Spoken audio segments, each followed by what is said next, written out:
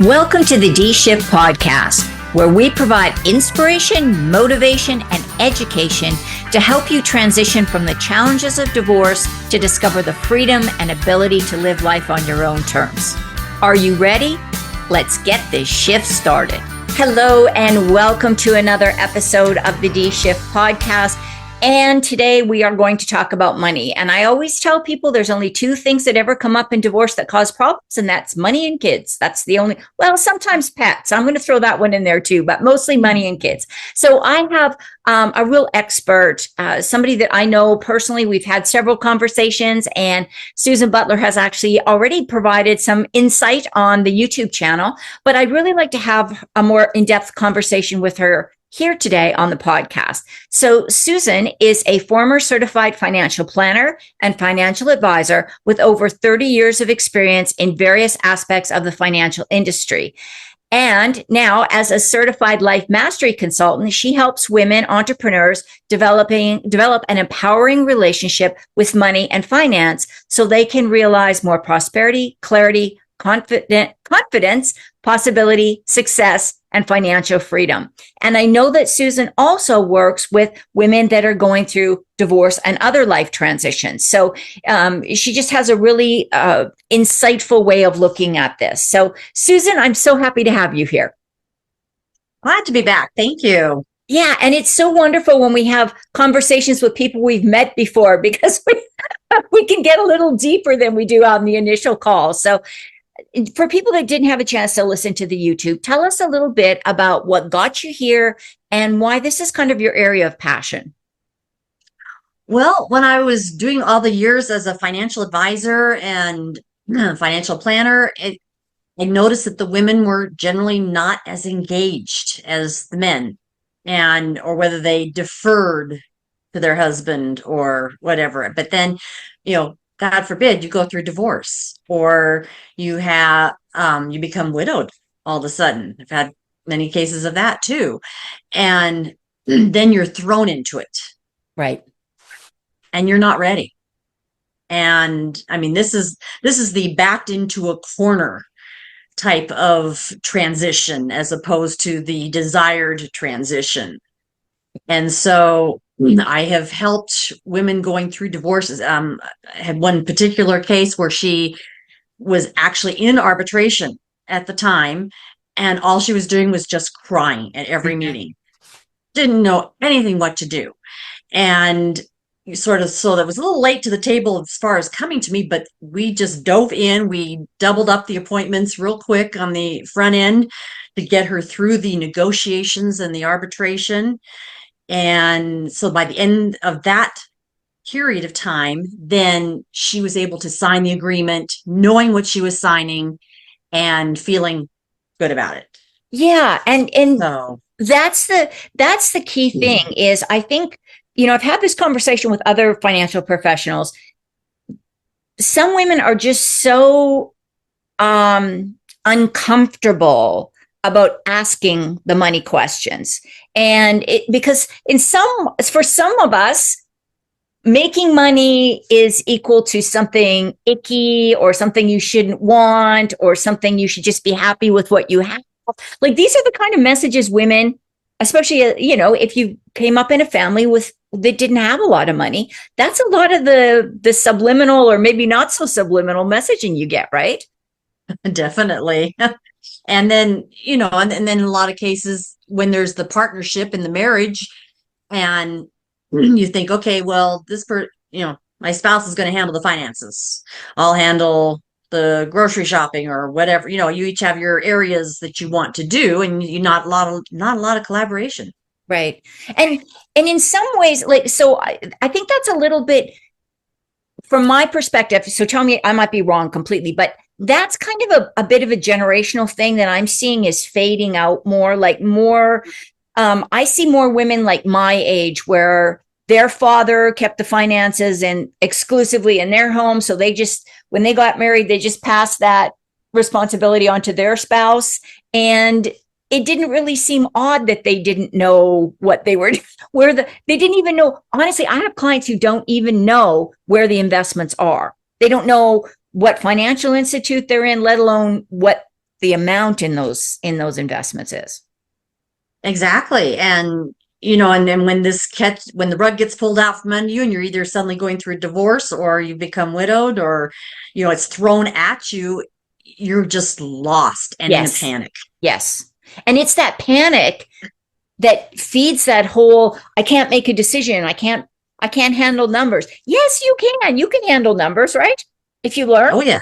Spend the time. So what are some of the things, like you said, you doubled up the time with her, and I know how important financial support is for women going through the divorce, even women that have been in control of the finances.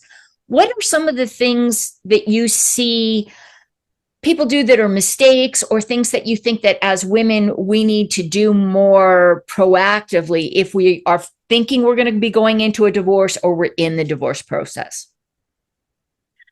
Well, definitely if you're going through the divorce, you want to be able to ask a lot of questions and don't be afraid to ask them. You're not stupid because you didn't know about how this was being handled or how it was being done. It's a matter that you've got to, you are your best advocate. Right. And so you need to ask a lot of questions and really get them to define details, options, and where the money's at. Yeah. And everything, because that was the difficulty actually with this one particular divorce case, is that since she didn't know anything about the finances, where they were, what they were, or anything else, it was entirely conversations between the mediator and the husband. Right. And that's wrong. That cannot be the case, because otherwise you are going to regret after you sign, because you'll think of things later. Yeah. And you don't want that. You want to know that by the time you get to signature, you're okay. It may not be the best thing in the world, but you're okay and you understand. Yes. And I want to throw this out here. We are not offering specific financial advice or specific legal advice about your case, but we're just talking about generalities. So one thing I can tell, and I wanted to throw that in there before I said this next thing, is that a lot of things in divorce can be modified after you sign your divorce decree. Like, that's not necessarily the end. But if you miss something or you didn't ask something and the other person didn't do anything fraudulently to hide it or whatever, if you just didn't understand the difference between pre-tax and post-tax money and you took the wrong option, you don't get a do-over on that. So you have to know up front. And if you're going, well, what does she mean, pre-tax or post-tax? You need to talk to somebody and find out what that is. Definitely seek the help and seek the professional advice, and make sure you are in a position where you can ask a lot of questions. I don't attend any of the mediation meetings in divorce or anything like that, but I can, they bring me back the information of what was discussed. I can help guide them on what to ask, what to look for, what documents to ask for. And that's going to be all the help, the kind of help of what's going to get you through. Right. And that's a really important tip right there. If you are in a divorce mediation and you don't understand something, don't necessarily trust that the mediator is going to explain it to you, because they're actually not supposed to provide that information. And don't trust your spouse and his or her attorney. They are not there to represent your best interest. So take a break, make a call, talk to a financial, or walk away from the mediation and ask for it to be reconvened when you are able to find the information. So, Susan, thank you for bringing this up. I don't think we've talked about how you can access a financial expert even during the mediation. Definitely. I mean, the whole practice, especially if I'm dealing with someone who's really been backed into a corner with their transition, through divorce or being widowed or anything like that, is that it's a two-part process then. Very definitely a two-part process. First part is get through the immediate issue, whatever that is. In this case, the divorce, getting through to the final papers of the divorce. Then we start the work on reinventing yourself and becoming the new you and what that means. Okay, so let's because I think you gave us some really good tips and strategies for during the messy part of the divorce. So let's say you've gone through the process, you got your settlement agreement, you've signed off, the divorce decree has come through. Now you are a single woman with perhaps spousal support, perhaps some child support income, perhaps your own income, and perhaps even a lump sum, or some kind of a rollover from some half of somebody's IRA, like a quadro or something like that. What's the next, what do you help people do from that point? Because having all that money can be stressful if you don't know what to do with it. Yes, and also you don't necessarily want to keep doing what you were doing before. You need to define, what is the new me? Right. What is it I really want now? And that can be such a difficult question for women, which I have definitely found repeatedly. What would I love? If nothing were in my way, money, time, age, or anything else, what would I love to be doing? And for women, they're so used to serving others that that's a very difficult question to answer. And I have to sometimes really draw it out of women to get them going. But that's the beginning. That's the first step to figuring out who you are and who you want to be now. Yeah. Yeah. And it doesn't matter whether you get a lot of money or whether you get a little bit amount of money, or whether you're going to be, unfortunately, one of those people that's going to be, women tend to have a fairly dramatic decrease in their income after a divorce. The older you get, unfortunately, the more likely that is to be a bit of a more noticeable drop. But if you're working with somebody like Susan, then you have opportunities, you have information about all the different asset classes, financial vehicles, things that you can use, which are much more effective than just throwing it in a savings account or buying, CDs or something with the money, right? Definitely. But it's a combination both of the practical financial information, which, I impart, or in that case, financial advisors also impart, but they don't have the time to really work with you to reinvent you and what you want to become, which then leads to that leads to knowing how to invest your money or how to make it available to you. Right. But you have to first solve these issues of defining who you are now, who you want to be, and your goals and your dreams and your passions. And then that leads to, okay, well, based on that, this is how we should probably be looking at the money. Yeah. Yeah. So that ties in a lot with what I do. And it drives, I've got to tell you, it drives some of my clients crazy, because the first thing we start talking about is, they come to me and they haven't even hired an attorney yet. And I'm asking them, what do you see yourself doing 5 years from now? And they just want to get through the divorce. And I say, but if you don't know what you want to do 5 years from now, how do you know what decisions to make during your divorce? So you then even further enhance that. Okay, now we got you through the divorce. You got what you need. Now, what do you really want to be? That's what I'm hearing is the excitement of working with you, is to be able to have those big dreams. And it's fun. It's exciting. It's not, this horrible, scary thing. We make it fun to develop this whole concept. And, when you're going through the divorce, like you said, it's there's so much going on in your mind, and so much change so fast and overwhelm that you might only scratch the surface on resolving what it is you want to actually do and become. Yeah. Yeah. Have you seen any changes? Like, I know you've been doing this for a long, long time. No, I don't mean to make it sound like that. I've been doing my thing for a long, long, long, long time. So, but we're not, let's put it this way. We're not just like 2 years out of university doing this. What do you see? Do you see any trends or shifts in how women are prepared to manage their money, whether it's divorce, death of a spouse, or whether it's just, a single woman trying to be more strategic about her retirement plan? Like, do you notice any differences overall? Women are definitely becoming more and more involved, like you said, through the generations now. And, that's why I felt this was such an important field to get into, and not just be managing their money, but actually helping women to be able to make their own financial decisions and develop that confidence and develop that clarity around finances and money.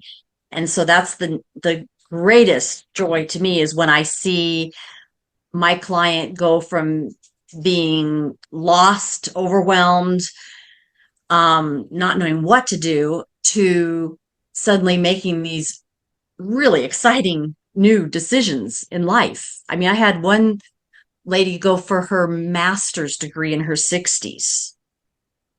That's She amazing. says, that's a new beginning. I mean, she came to me, I need to pull some money out of my retirement, because and then when she told me what she was going to do, I was like, wow, okay.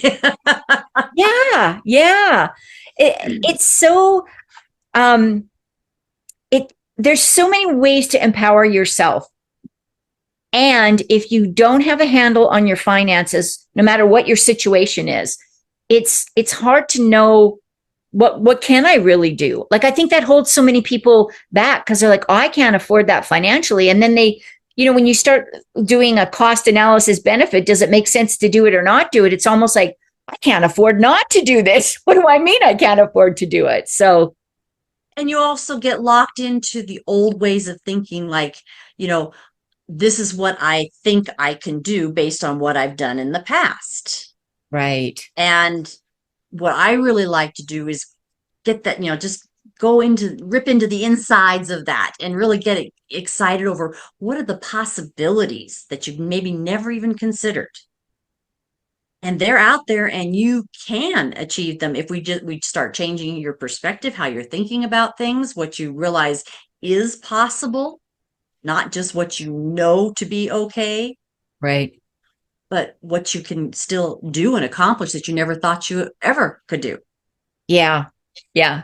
And it's so, like, I can just see you light up when you talk about that too. So it's obviously your passion, because it comes through really clearly that's what you really see happening to your clients. That's so powerful. And I I think, love it. I think anybody, my own family, I'm not going to say my parents were cheap, because they weren't, but we didn't do anything big. We did do big things, but we saved and saved and saved, and then we did a big thing. And that's very different now. Like today, I think one of the things I find, and I don't want to speak for everybody I work with, but a lot of my clients are not only worried about, okay, what about all these assets I got, but they're like, holy crap, I don't want to be saddled with all the debts from this relationship, because so many people do run on credit cards or, home equity lines of credit or something, where the exterior looks like a very affluent family, but when you get down into the nitty gritty financial stuff, there's not a lot of money there that's going to go anywhere in that divorce. So, how do you see that impacts people? It does. It makes a difference, like, what philosophy you've come in on. Like, okay, with my husband and I, we've got a 20-year age difference between us. And so we front-ended a lot of the money to travel and everything earlier, because I wasn't going to save and wait and, for the perfect time. If you keep doing that, then you're never going to live. Yeah. And so we front-ended a lot of the travel, and, now a couple things have happened, and he's not is able to travel. And so I'm so glad we did that. Yeah. And it may have depleted some of the money that we had set aside for future retirement earlier, but that's okay. And then now, I'm putting more back in again.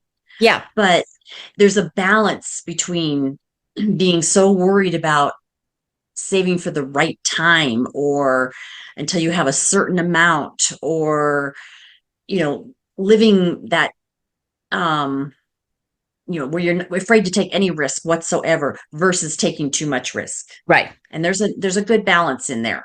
And so you want to have that combination where you're sure that you are living life, but at the same time that you're planning for a long life. Yeah. And that balanced approach is, I think, when I'm looking for somebody to help me with my finances, the first thing I look for is somebody that says something along the lines of staying balanced, staying authentic to what we need to do moving forward.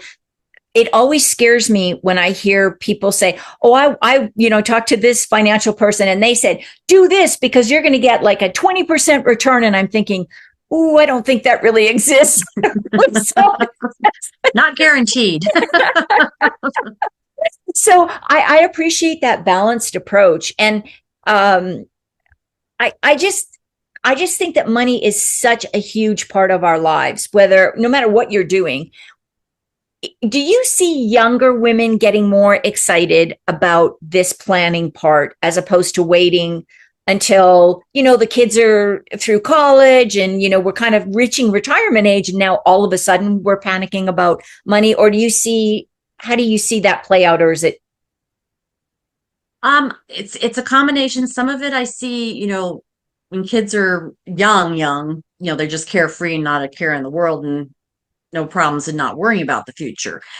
But you get also that generation in there that has seen what has happened to their parents, right, grandparents, and what happened with that lack of planning or getting caught off guard.